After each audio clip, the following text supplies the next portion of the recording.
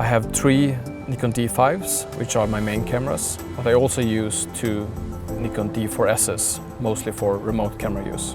The 600mm lens I use mostly for sports where I can't be close to the object. This is the 50mm lens, aperture 1.4, which is really nice for shooting portraits. I started using this lens quite a lot last year, the 35mm 1.4, which really gives you the documentary style. This lens is very versatile. It's the 14 to 24mm. The 24 to 70 is a zoom that everyone really should have. This is a quite new lens. It's the 7200.4. I use it for remote cameras. This is the core kit that I use. The thing is that you never know what's out there.